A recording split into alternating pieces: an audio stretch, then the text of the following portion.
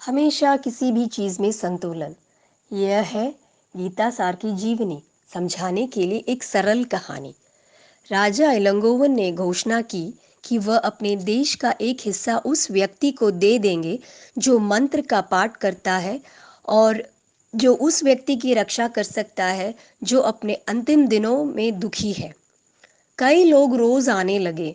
सभी ने अलग अलग मंत्रों का जाप किया। किसी ने कहा ओम नमः शिवाय, तो किसी ने कहा ओम शक्ति, तो किसी ने कहा अपने आप पर विश्वास करो। लेकिन राजा इलंगोवन संतुष्ट नहीं हुए। उन्होंने किसी न किसी कारण से सभी ने जो कहा उसका खंडन किया। उनका मन उनके उत्तर से संतुष्ट नहीं हुआ। एक दिन एक व्यक्ति राजा से मिलने आया।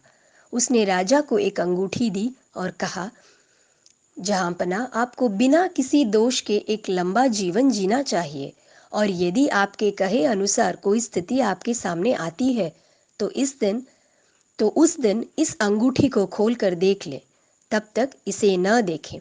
उसने अंगूठी दी और चला गया। आदमी की बातों और कार्यों ने राजा को एक तरह की आशा, अपेक्षा और मन की शांति दी। इस घटना के बाद राजा अपने कार्यों में व्यस्त हो गए। कुछ वर्षों के बाद अचानक इस राजा और दूसरे देश के राजा के बीच युद्ध छिड़ गया। लेकिन राजा इलंगोवन हार गया। वह तैयार न था। जिस राजा ने अपने देश, पत्नी और प्रजा को खो दिया, वह बहुत उदास हो गया। उसने अपना जीवन समाप्त करने का फैसला किया। उसने दूर से एक पहाड़ देखा और उस पहाड़ से गिरकर आत्महत्या करने का फैसला किया और पहाड़ की ओर चल पड़ा। राजा ठोकर खाकर पहाड़ की चोटी पर पहुंचा और अपने दोनों हाथों को फैलाए आकाश की ओर जोर जोर से चिल्लाया, कृपया मुझे स्वीकार करें। तब उसने देखा कि उसके हाथ की अंगूठी धूप में चमक रही है। तुरंत उसके मन में यह शब्द आया, जहां बना, आप बिना किसी दोष के लंबे समय तक जिए, और यदि आपके कहे अनुसार कोई शर्त आपके सामने आती है तो उस दिन इस अंगूठी को खोलकर देख ले, तब तक न देखें।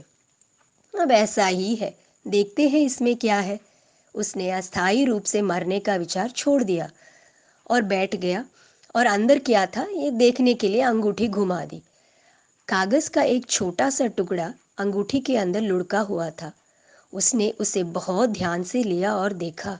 केवल एक पंक्ति में लिखा गया था यह कहावत, यह स्थिति बदलेगी, बस इतना ही और कुछ नहीं। आगे पीछे देखने पर राजा को कुछ दिखाई नहीं दिया और उस कहावत के बारे में सोच में पड़ गया। केवल वर्तमान स्थिति बदलेगी। राजा यह सोचने की हिम्मत के साथ पहाड़ से नीचे उतरा और ये सोचा कि हम आत्महत्या करने की स्थिति तक चले गए हैं।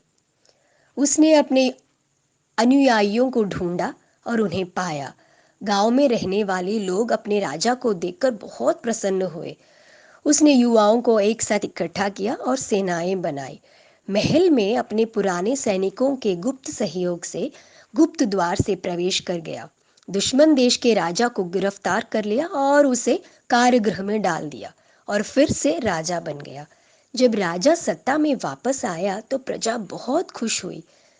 राजा जो इस दिन का भव्य तरीके से मनाना चाहता था, उस आदमी को बुलाया जिसने उसे यह अंगूठी दी थी, जिसने इस अवसर को संभव बनाया। यह पूरे देश में एक ही उत्सव था। महल में भीड़, सिंहासन पर राजा, रानी के पास राजा के बच्चे, मंत्री, मुखिया, हर तरफ खुशियों की बाढ़ आ गई। अंगूठी देने वाले ने राजा के पास आया और राजा ने सिंहासन से नीचे उतरकर उसका स्वागत किया। राजा इलंगोवन ने कहा, जैसा उन्होंने घोषणा की थी, आप आधा देश ले लें। जहांपना, आप ही हैं जो देश पर शासन करने के योग्य हैं। मुझे कुछ नहीं चाहिए। राजा ने कहा, ऐसा मत कहिए। जो मेरा प्रजा है आप उसे स्वीकार कर लीजिए। लेकिन उस आदमी ने विनम्रता पूर्वक इनकार कर दिया। अंत में राजा इलंगोवन ने कहा, मेरे प्रिय, यदि आप मुझसे कुछ प्राप्त करना चाहते हैं तो पूछने में संकोच न करें। तो उस आदमी ने कहा, यह सच है कि अब आप अपने जीवन में सर्वोच्च सुख के शिखर पर हैं। तो अब इस अंगूठी को ले लें और देखें। तब राजा ने उस अंगूठी को लिया और उसे खोल कर देखा। उसमें सिर्फ एक ही पंक्ति में लिखा था, यह स्थिति बदलेगी। हमेशा किसी भी चीज़ में संतुलन चाहिए। सर्वम कृष्णार्पणम।